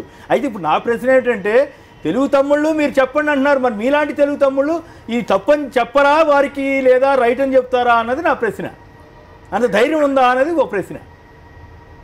ఇప్పుడు ధైర్యమా అధైర్యమా అది కాదు కొమ్మినేని గారు. నేను ఇదే చెప్పా, పార్టీలు మారేటది, పార్టీలు మారేది అనైతికమే అని చెప్పాను. చెప్పారు నేను దాని తప్పుపట్ల. మరి ఆయన అడిగారు కదా, నేను అడగమట్లేదు, నేను అడగమట్లా, చంద్రబాబు గారు అడగమన్నారండి. ఇబ్బందికరమైన పరిస్థితి అది ప్రజాస్వామ్యంలో. కానీ ఇది మొదటిదా లేదా చివరిదా? ఒకవేళ ఒక ఫుల్ స్టాప్ అనేది పడేట్టుగా ఉంటే దానికి మనలాంటి అందరము కూడా చర్చించవచ్చు, మనం అందరూ కూడా సంతోషించవచ్చు. ఈ రోజు ఇప్పుడు మీరు తీసుకోండి, టీఆర్ఎస్ లోకి ఎంతమందికి పోయారు, మళ్ళా ఆడపోయి వాళ్ళు గెలిచారు. ప్రజలు ఓ పక్క హర్షిస్తా ఉన్నారు, ఓ పక్క స్వాగతిస్తా ఉన్నారు, ఓ పక్క ప్రోత్సహిస్తా ఉన్నారు. మనం ఇది మొదటిది చివరిది అనలేము. ఇది దీనికి ఏదో ఒక చోట ఒకవేళ ఫుల్ స్టాప్ పడితే మీరు మంత్రి పదవులు ఇస్తుంటే ఫుల్ స్టాప్ ఎవరు టీవీలో కూర్చున్న వాళ్ళు పెడతారా? అది కాదు శ్రీరాములు నాయుడు గారు, మీరు మంత్రి పదవులు ఇస్తా ఉంటే ఫుల్ స్టాప్ ఎవరు పెట్టాలి? జాతీయ స్థాయిలో అధికారాన్ని షేర్ చేసుకుంటున్నారు, 10 సంవత్సరాలు ముఖ్యమంత్రిగా ఉన్నారు, 4వ టర్మ్ ఏమో కొనసాగుతా ఉన్నారు. ఒక విలువలు ఎవరు దాన్ని కేసీఆర్ మొట్టమొదటిసారి ముఖ్యమంత్రి అయ్యాడు. ఇక్కడ అబ్సల్యూట్ మెజారిటీ ఉంది, ఈ తిరుగులేనటువంటి ఆధిక్యత ఉన్నది. కొత్త విలువలు ఎవరు తీసుకురావాలి? కొత్త రాజధానిలో, కొత్త అసెంబ్లీలో కొత్త విలువలు ప్రతిష్ఠించాల్సింది ఎవరు? ఇక్కడ కూర్చున్న వాళ్ళు కాదుగా, ప్రతిష్ఠించాల్సింది మీరు. మొన్న అసెంబ్లీ వేదికగా వారు ఏమన్నారు, నేను తప్పు చేయను, నేను నిజాయితీగా ఉంటా, నేను విలువలకు కట్టుబడి ఉంటా, నా అంత నీతిమంతుడు ఇంకెవరైనా ఉన్నారా అని ప్రశ్నించారు కదా. అది కూడా సమస్య అవుతుంది కదా పద్మ గారు. అదే మీరు చెప్తున్నట్టు తెల్లారి లేస్తే నీతి సూత్రాలు చెప్పేది చంద్రబాబు నాయుడు గారు. ఇవాళ తెలుగుదేశం పార్టీ వారు శ్రీరాములు నాయుడు గారు అదేవిధంగా కొంతమంది మాట్లాడుతుంటారు, ఏంటి దేశం అంతా ఇలాగే ఉంది, గొంగళ్ళలో అన్నం తింటూ ఎంటుకలు ఏరుకుంటామా అనేటువంటి ఎవరు నీతివంతులు, తప్పే కానీ అందరూ చేస్తున్నారు కదా అనేటటువంటి ఆర్గ్యుమెంట్ చేస్తున్నారు. మీరు చేస్తున్నటువంటి తప్పుడు పనులు అందరూ చేస్తున్నారు అనేటటువంటిది మీరు అదేదో ఆపాదించొద్దు అనేది ఒకటి. ఎందుకంటే కళ్ళ ముందు మీకు ఒక నిజం ఉంది, ఒక వాస్తవం ఉంది, ఒక కఠిన పరీక్ష ఉంది. జగన్మోహన్ రెడ్డి గారు పార్టీ పెట్టిన తర్వాత తన దగ్గరకు వచ్చినటువంటి మంత్రులు కావచ్చు, ఎమ్మెల్యేలు కావచ్చు, వాళ్ళకి సంబంధించినటువంటి రాజీనామాలు ఇచ్చిన తర్వాత కానీ రావద్దని చెప్పినటువంటి ఒక ఉదాహరణ మీ కళ్ళ ముందు ఉంది. మీరే మొత్తం పార్టీలని గబ్బు పట్టిపోయి మొత్తం అందరూ ఇట్లనే ఉన్నారు, అందువల్ల మేము కూడా ఇట్లనే ఉండాల్సి వస్తుంది అనేటటువంటి మాటలు మాట్లాడడానికి మీకు అర్హత లేదు. ఇక్కడ మేము వైఎస్ఆర్ కాంగ్రెస్ పార్టీగా మంత్రి పదవుల దగ్గర నుంచి ఎమ్మెల్యేల దగ్గర నుంచి రాజీనామాలు ఇచ్చి స్పీకర్ ఎంటబడి రాజీనామాలు స్వీకరించండి, ఆమోదించండి అని చెప్పి ఉప ఎన్నికలకు వెళ్ళాం. మీకు ఇది కనపడడం లేదా? దేశంలో మీరు మొత్తం కూడా అందరూ కూడా పాడైపోయారు, అందరూ కూడా కాబట్టి మేము కూడా పాడవుతున్నాం అనేటటువంటి మాట మాట్లాడుతున్నారు. అటువంటిప్పుడు నీతి సూత్రాలు చెప్పడం మానేయండి. రేపు సిపిఎం కార్యదర్శి శ్రీ మధు గారు ఉన్నారు. మధు గారు నమస్కారం అండి. మంత్రివర్గ విస్తరణ మీద మీ కామెంట్ ఏం సార్? ఒక్క మాటలో చెప్పాలంటే ఏ రకమైన నీతి నియమాలు లేనటువంటి పద్ధతుల్లో ఈ మంత్రివర్గం విస్తరణ జరిగిందని భావిస్తాను. తెలంగాణలో ఆ రోజు ఉల్లిగడ్డ శ్రీనివాస్ తెలుగుదేశం పార్టీ నుంచి టీఆర్ఎస్ లోకి పోయినప్పుడు ఆయన రాజీనామా చేయాలని చెప్పేసి డిమాండ్ చేసినటువంటి వాడు ఈ చంద్రబాబు నాయుడు. పార్టీలు మారిన వాళ్ళకి మంత్రి పదవులు ఇవ్వకూడదని చెప్పి అభ్యంతరాన్ని వ్యక్తం చేసినటువంటిది తెలుగుదేశం పార్టీ. ఈరోజు అదే తెలుగుదేశం పార్టీ నలుగురు ఎవరైతే పార్టీలు మారారో వాళ్ళందరికీ మంత్రి పదవులు కట్టబెడుతూ ఇంతకంటే నీతిమాలిన పని ఇంకోటి లేదని చెప్పేసి చెప్పవచ్చు. ప్రజాస్వామ్యాన్ని నట్ట నడిబజార్లో వేలానికి పెట్టినట్టుగా ఈరోజు చెప్పబడతా ఉంది. అందుకని తెలుగుదేశం ప్రభుత్వం ఈరోజు మంత్రివర్గ విస్తరణ అనేటువంటిది ఓ పెద్ద నగుబాట్ల వ్యవహారం కింద ప్రజలు భావిస్తా ఉన్నారు. ఒక్క నిమిషం మధు గారు, శ్రీరాములు గారు, సిపిఎం కార్యదర్శి మధు గారు ఎంత బాధపడ్డారు చూడండి, మరి దానికి ఏమైనా రియాక్ట్ అవుతారా సార్? ఇప్పుడు సిపిఎం కార్యదర్శి మధు గారు చెప్పేది మూత పద్ధతిలో ఇంకా ఏదో ప్రజలు బాధపడతా ఉన్నారు, లేదా మేము బాధపడతా ఉన్నాము, లేదా పత్రికా ప్రతినిధులు బాధపడతా ఉన్నారు. సరే, ఇంకా వాళ్ళు బద్ధ విరోధులు. మాకు ఇప్పుడు బద్ధ విరోధులు ఏం చెప్తారు, ఇంకా మేము బీజేపీతో జట్టు కట్టినప్పుడే వాళ్ళు పక్కకు పోయారు. వాళ్ళు ఈ దేశంలో ఏదో లౌకికవాదం కాపాడతాం, మతతత్వాన్ని కాపాడతామని చెప్పి వచ్చినా కూడా ప్రజలు వాళ్ళు ఏమైనా ఆదరిస్తా ఉన్నారా? పోనీ అదన్నా చెప్పండి, వాళ్ళ పక్కే మాట్లాడతాం కాదన్నా. కాబట్టి వారి వ్యక్తిగత అభిప్రాయాన్ని లేదా వాళ్ళ పార్టీ అభిప్రాయాన్ని వాళ్ళు చెప్పనివ్వండి. కానీ నేను మొదటే చెప్పాను కదా, ఇప్పుడు అక్కడ మన ఇంకొక మేడం గారు ఉన్నారు వైసీపీ వారు, వాళ్ళు మేమంతా రాజీనామా అంటే ఇప్పుడు ఇదే అమర్నాథ్ రెడ్డి 1 సంవత్సరం కొనసాగించారు కదా ఎమ్మెల్యేగా మీ పార్టీలోకి స్పీకర్ ఆమోదించకపోతే జరిగినటువంటిది. ఇంకొక రెడ్డి అతను సిపిలో ఒక్కరే ఫ్యాన్ గుర్తు మీద జగన్మోహన్ రెడ్డి కూడా 2 సంవత్సరాలు అట్లే అంటగా కానీ ఎంపీగా ఉండి కాంగ్రెస్ లో ఉండి పార్టీ పెట్టిన తర్వాత మిమ్మల్ని సమర్థించుకోవడానికి చివరికి ఇంత దిగజారుతారని నేను అనుకోలేదండి. మిమ్మల్ని సమర్థించుకోవడానికి మరీ ఇంతగా దిగజారాలా చెప్పండి? కొంచెం నిజాయితీ వ్యవహరించాలి కదా. ప్రజలు చూస్తూ ఉంటారు మీరేం మాట్లాడుతున్నారు అనేది, మీ జిల్లా ప్రజలైనా చూస్తూ ఉంటారు. మనకు చెప్పేదానికి మరీ ఇంత అబద్ధాలు ఆడితే ఇది కరెక్ట్ కాదు. ఏ పార్టీలో ఈ సంస్కృతి లేదో చెప్పమనండి. అదే మరి స్వచ్ఛమైన పార్టీనా లేదా ఇంకొకరు ఏమైనా మడిగట్టుకుని ఎవరైనా ఇక్కడ ఏది లేదు కదా. ఒక్క నిమిషం మధు గారు, ఏది సార్ మీరు మోస పద్ధతిలో ఉన్నారంటే మీరు కూడా మారండి సార్, మీరు కూడా మరి జనజీవన శ్రీమంతులు కంటే రండి సార్, చంద్రబాబు గారు చేసిన దాన్ని మెచ్చుకోండి సార్. తెలుగుదేశం వాళ్ళు మారినట్లుగా ఈ దేశంలో ఎవరు మారరు. మొన్న నరేంద్ర మోడీ హైదరాబాద్ నగరానికి వస్తుంటే ఆ రోజు ముఖ్యమంత్రి చంద్రబాబు నాయుడు అహ్మదాబాద్ లో జరిగినటువంటి కమ్యూనల్ రైట్స్ వీటన్నిటిని దృష్టిలో పెట్టుకొని హైదరాబాద్ నగరానికి ఇంత పెద్ద ఎత్తున మత దురహంకారాన్ని రెచ్చగొట్టి మారణకాండకి కారణమైన నరేంద్ర మోడీ హైదరాబాద్ నగరానికి రానక్కర్లేదు, మేము అనుమతించమని చెప్పింది ఆ రోజు ముఖ్యమంత్రి చంద్రబాబు నాయుడు. ఇంత తేలిగ్గా ఇది నాలిక తాటి మట్ట మాకు అర్థం కావట్లేదు. ఇలాంటి పని మా వల్ల కాదండి. దయచేసి తెలుగుదేశం వాళ్ళకి ఎప్పుడు జ్ఞానోదయం కలుగుతుందో మనకు తెలియదు, కానీ తెలుగుదేశం వాళ్ళకి ప్రజలు మాత్రం రేపు 2019లో గుణపాఠం చెప్తారు. శ్రీరాములు గారు సార్, ఇప్పుడు తగిన గుణపాఠము కమ్యూనిస్టులకు దేశవ్యాప్తంగా ఏ విధంగా ఆదరణ తగ్గిపోయింది, వాళ్ళకి ఏ విధంగా గుణపాఠం కూడా ఏ విధంగా తెలుసు. బదులు లాంటి వాళ్ళకి తెలియదేమో పాపం. ఇంకా వాళ్ళు ఇంకా మూత పద్ధతిలోనే ఆడ కమ్యూనిజం లేదు. నేతి బీరకాయలు నేతి ఎంత ఉండదో కమ్యూనిజం లో కూడా ఈ రోజు కమ్యూనిజం లేదు. ఎందుకంటే పాపం వాళ్ళు ఏదో పాత పద్ధతులు పట్టుకొని అట్లే కొనసాగుతా ఉన్నారు, ఊరాడుతా ఉన్నారు మధు లాంటి వాళ్ళు తప్పితే ఈ రోజు ప్రజాస్వామ్యంలో మారుతున్న కాలానుగుణంగా ప్రపంచవ్యాప్తంగా జరుగుతున్న పరిణామాలు, దేశవ్యాప్తంగా జరుగుతున్న పరిణామాలు ఇప్పుడు నరేంద్ర మోడీని వారు వ్యతిరేకించారు. 325 కోట్ల అత్యధిక మంది జనం ఓట్లేస్తే తప్పు ఒప్పైపోద్దా శ్రీరామనాయుడు గారు? హైదరాబాద్ సంఘటన కనీసం మీరు చేసేది మాట్లాడుకుంటే జనం చూస్తారు. జనాన్ని ఎందుకు జడగొడతారు? మీరు ఆదరించారు, దేశవ్యాప్తంగా ఆదరించారు. జనానికి కూడా మీరు కొత్త నీతి ఎందుకు బోధిస్తారు? శ్రీరామనాయుడు గారు మీరు చేసేవన్నీ అలాగే చేస్తా ఉన్నారు.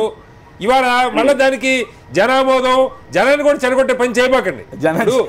ఇది అదే ఆయన ఉద్దేశం. ఆల్రెడీ జనం చెడిపోతున్నారు కదా. నాయకుడు అనేవాడు జనాన్ని బాగు చేస్తాడు అనుకుంటుంది సమాజం. నాయకుడు అనేవాడు సమాజానికి. మధు గారు కమ్యూనిస్ట్ పార్టీ ఆడడం దేశంలో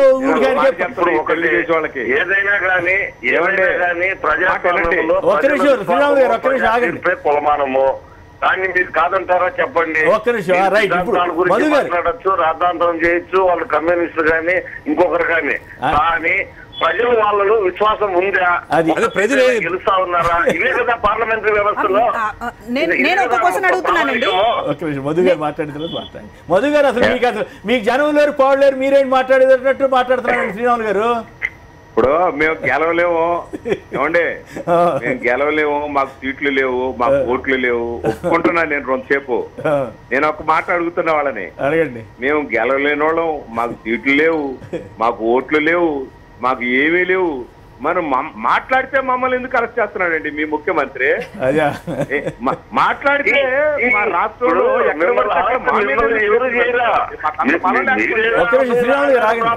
రెచ్చగొట్టేదో ఇంకోటి చేస్తా ఉంటే పోలీసులు వాళ్ళ పని వాళ్ళు చేస్తారంతే.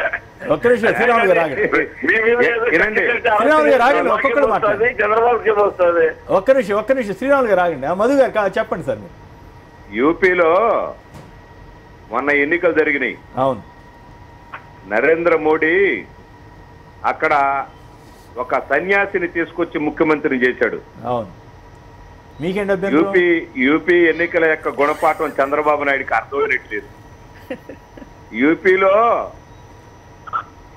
కళ్యాణ్ సింగ్ బండి ఇంతకు ముందు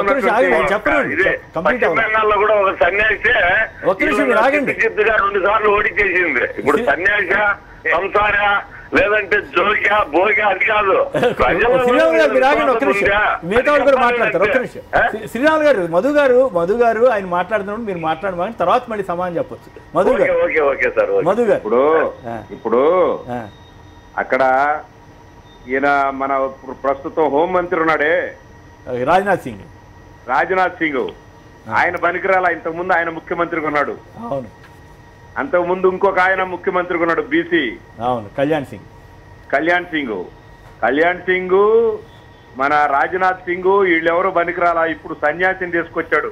దానికి మన తెలుగుదేశం మిత్రులు అర్థం చేసుకోవాల్సింది ఏంటంటే, తెలుగుదేశం భారత రాజ్యాంగాన్ని నరేంద్ర మోడీ నడి బజార్లో మైనారిటీలు, క్రైస్తవులు, ముస్లింలకు వ్యతిరేకంగా భారతదేశంలో మత ప్రాతిపదిక మీద జాతీయత అనేటువంటి విధానాన్ని తీసుకొచ్చి అందరినీ భూస్థాపితం చేయడం కోసం, ప్రజాస్వామ్యాన్ని భూస్థాపితం చేయడం కోసం ప్రయత్నం చేస్తా ఉంది. చంద్రబాబు నాయుడు బీజేపీతో జతగడితే కట్టొచ్చు, కానీ ఆ యూపీకి వెళ్ళి ఆ మంత్రివర్గ ప్రమాణ స్వీకార ఉత్సవంలో పాల్గొని వచ్చాడు. అంతకుముందేమో ఈ నరేంద్ర మోడీ హైదరాబాద్ రావడానికి వీల్లేదని చెప్పేసి ఆంక్షలు పెట్టాడు. ఓకే. ఇంత ఉల్టా సీదా మా వల్ల కాదండి. ఓకే, ఒక్క నిమిషం. రఘునాథ్ బాబు గారు సన్యాసం చేశారని ఆయన అంటున్నారు, వ్యాఖ్యానిస్తున్నారు మధు గారు. మొత్తం దేశం అంతా సన్యాసులతో నింపదలుచుకున్నారు వాళ్ళు. సన్యాసులు రాజ్యం చేయదలుచుకున్నారు. దేశంలో ప్రజాస్వామ్యం ఉండదు కదా, అది జరగబోయేది. రఘునాథ్ బాబు గారు, కొమ్మినేని గారు మాట్లాడండి. కొమ్మినేని గారు, ఇప్పుడు సన్యాసి అంటే ఇప్పుడు అన్ని పరిత్యజించిన వారు. పుత్తలపల్లి నాకు తెలిసి పుత్తలపల్లి సుందరయ్య గారు కూడా సన్యాసి, మరి వాజ్పేయి గారు సన్యాసి, మరి ఈయన నరేంద్ర మోడీ గారు సన్యాసి. అయ్యో, నరేంద్ర మోడీ గారు సన్యాసి ఏంటండి బాబు, వారు ఇప్పటికీ తిరుగుతారు. నేను అనుకుంటున్నాను.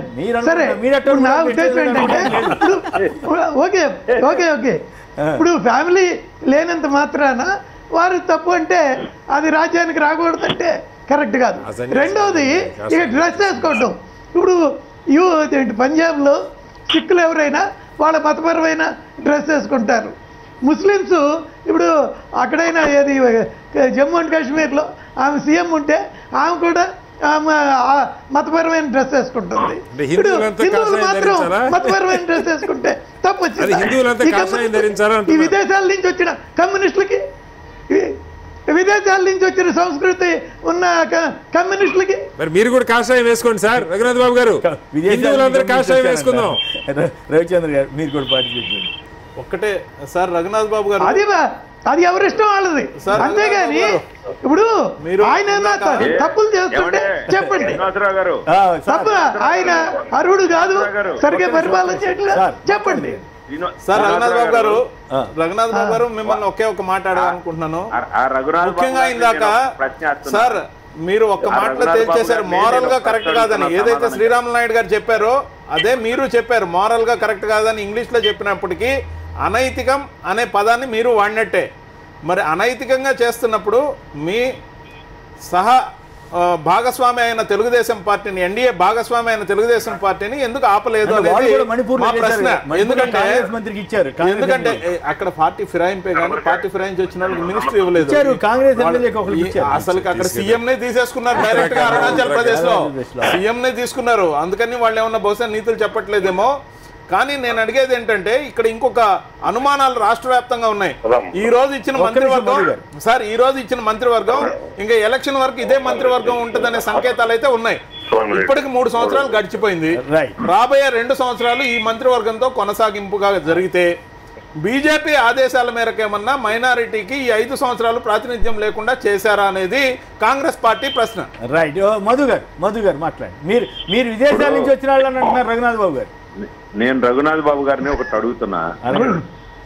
నిన్నగాక మొన్న రాజకీయంగా వైఎస్ఆర్ కాంగ్రెస్ తరఫున గెలిచినటువంటి 21 మంది ఎమ్మెల్యేలని రకరకాలైన ప్రలోభాలకు గురి చేసి మంత్రి పదవులు ఇస్తానని తెలుగుదేశం పార్టీలో చేర్చుకున్నారు అని ప్రజలు ఆరోపించారు. ఈరోజు 4 మంత్రి పదవులు ఇచ్చిన తర్వాత ప్రజల యొక్క ఆరోపణ వాస్తవం అని రుజువు చేసింది. బీజేపీ వైఖరి ఈ రకంగా ఒక పార్టీ తరఫున గెలిచి ఇంకొక పార్టీలో మంత్రి పదవులు ఇస్తా ఉన్నటువంటి దాన్ని బీజేపీ దీన్ని ఆమోదిస్తుందా? ఈ రోజు రాష్ట్రంలో ఉన్నది బీజేపీ పాలన, తెలుగుదేశం పాలన కాదు సార్ మధు గారు. ఎన్డీఏ పాలన నడుస్తోంది. ఎన్డీఏ పాలన నడుస్తున్న కాలంలో బీజేపీ ప్రశ్నించే హక్కు ఉంది. ప్రశ్నిస్తుందా లేదా అనేది మనం అడగాల్సిన ప్రశ్న. వాళ్ళకేం అవసరం, వాళ్ళకి ఉంది కుర్చీకాయ నలుగురు, ఆ నలుగురులో 2 కానీ ఎన్డీఏ ప్రభుత్వం కదా, ఎవరు అడుగుతారు? ఎన్డీఏ ప్రభుత్వం కదా. వెంకయ్యనాయుడు గారు బాధపడి ఎప్పుడైనా చంద్రబాబు అడిగారా? మొన్న అన్నారు కదా, మంత్రులు ఇక్కడ ఉంటారు, వాళ్ళు అక్కడ కూర్చుంటారు, ఏం జరుగుతుందో ఆయన చాలా బాధపడినట్టు మనం టీవీలో చూసాం. దానికి వారేం సమాధానం చెబుతారు? మధు గారు మీరు కూడా భ్రమపడుతున్నట్టున్నారు. మధు గారు, బీజేపీ వాళ్ళు సమాధానం చెబుతారా? బీజేపీ వాళ్ళు సమాధానం చెప్పాలి. పెద్ద నీతి సూత్రాలు చెప్తున్నారు కేంద్రంలో. ఇప్పుడు బీజేపీ వారు చెప్పాల్సినటువంటిది ఒకటి ఉంది. అదే విధంగా తెలుగుదేశం పార్టీ వారి నుంచి బలం లేకుండా ఏదో మోస పద్ధతిలో ఉంటున్నారు. మీరు మాత్రం చాలా కొత్త సూత్రాలని తీసుకొస్తున్నారు అన్నట్టు. అంటే అందరూ కొన్ని విలువలు పాటిస్తున్నారు, వాళ్ళకి అది మోస పద్ధతిలో కనపడుతోంది. మీలాగా ఈ రోజున ఒకటి ఇవాళ ప్రజల్లో కమ్యూనిస్టులకు ఛాలెంజ్ చేస్తున్నారు మీరు ప్రజల్లో గెలిపేది అని. మేము కూడా అదే అడుగుతున్నామండి, మీకు గెలిపేది అని వాళ్ళ రాజీనామా చేయించకుండా వాళ్ళని తీసుకెళ్లి మంత్రులు చేస్తూ ఉన్నప్పుడు అంటే ప్రజల్లో మీరు గెలవలేరనేటటువంటి, ప్రజల్లో మళ్ళీ విశ్వాసం పొందలేమనేటటువంటి భయంతోనే కదా తీసుకెళ్లి మంత్రులు చేస్తున్నారు. మేము అదే అడుగుతున్నాం ఈ రోజున. ప్రజల తీర్పే గీటరాయి అనుకున్నప్పుడు ఈ ఫిరాయింపులకి ప్రజల ఆమోదం ఉందా లేదా అనేది మీరు కోరాలి కదా. రాజ్యాంగం ప్రకారం అది కరెక్ట్ కదా. అది కోరకుండా కమ్యూనిస్టులు ఎగతాళి చేయడము లేకపోతే ఇంకోళ్ళు ఎగతాళి చేయడము.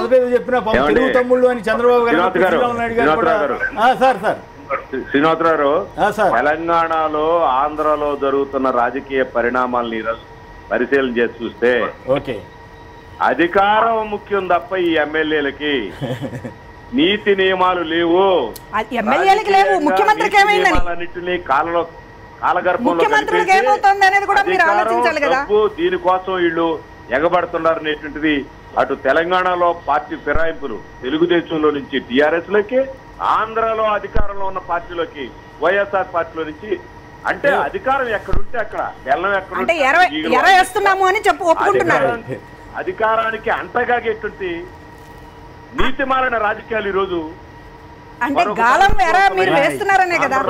ఇప్పుడు అలాంటప్పుడు అన్నా హజారా ఫోటో పెట్టుకోవడం ఎందుకంటే పార్టీ ఆఫీస్ ముందు అదేండి వాళ్ళ ఖచ్చితంగా అవినీతి చేయదు. అన్నా హజారాకి సింబల్ ఏంటండి? అన్నా హజారాకి సింబల్ ఏంటి? అవినీతికి వ్యతిరేకంగా ఆయన సింబల్ ఆయన తీసుకొచ్చి పెట్టుకున్నారు. పెట్టుకున్నప్పుడు మీరు ఇవాళ మరి కోట్ల రూపాయల డబ్బులు మంత్రి పదవులు ఎందుకు ఎరేశారు? చిన్న విరామం తీసుకున్న తర్వాత మళ్ళీ చర్చ కొనసాగుతుంది. ఇప్పుడు చిన్న విరామం.